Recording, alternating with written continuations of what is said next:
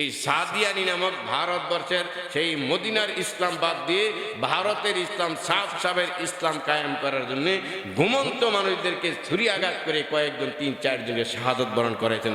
সবাই বলে নাউযুবিল্লাহি মিন যালিক। আর কিছু না হলো যারা আলেমদের গায়ে হাত উড়ায়, আলেমদের গায়ে হাত উড়ায়, ঘুমন্ত তৌহিদি জনতার উপর হাত উড়ায় মারতে পারে, অশৃঙ্খলা সৃষ্টি করে, বারবার ফিতনা সৃষ্টি করতে পারে, তারা তাবলীগ করার সাদিয়ানি তাবলীগ করার অধিকার হারিয়ে ফেলেছে। তাদের জন্য ইসলাম প্রচার করা জায়েজ নয়। যারা ইসলামকে নিয়ে কুলুষিত করে ইসলামকে সন্ত্রাস বাহিনী রূপে রূপান্তরিত করেছে, আল্লাহ রাব্বুল আলামিন এই সাদিয়ানি কাদিয়ানি বাহিনীদেরকে হেদায়েত দান করুক। হেদায়েত না থাকলে সমূলে ধ্বংস করে দেব।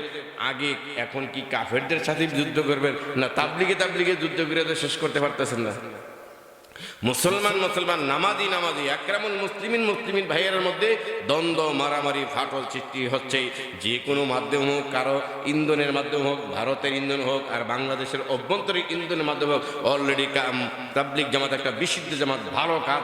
এদের মধ্যে কেহ না কেহ কোনো শয়তানি দল হোক, শয়তান হোক বা নিজেদের মাধ্যমে হোক, আধিপত্যের ব্যাপার হোক, নিজের আমিত্বের ব্যাপার হোক, আমিরের ব্যাপার হোক, যে কোনোভাবে লেগে একটা ফাটল সৃষ্টি হয়ে গিয়েছে।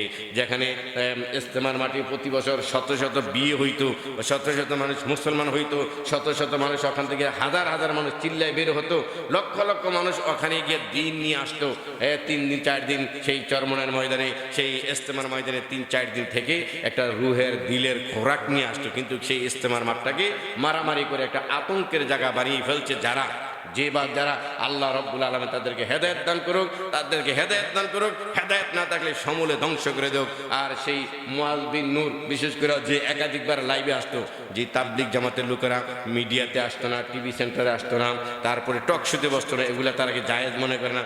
মোবাইল পকেটে রেখে নামাজ পড়লে নামাজ হবে না, টাচ মোবাইল ব্যবহার করতো না। সেই লোকেরা এখন মিডিয়ার সামনে এসে মিথ্যা প্রপাগান্ডা চালিয়ে আলেমদেরকে, তাবলীগওয়ালাদেরকে ফাঁসানোর চেষ্টা করছে। আল্লাহ তাকে গ্রেফতার করেছে। উপযুক্ত প্রমাণ আদি পেলে আল্লাহ তার বিচার বাংলাদেশে করুক।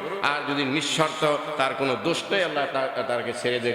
আর যদি দোষী সাব্যস্ত হয়, যারাই দোষী সাব্যস্ত হবে এই বাংলার জমিনে আল্লাহ রাব্বুল আলামিন তাদেরকে বেয়াদবির সাথে বিচার করে দেব।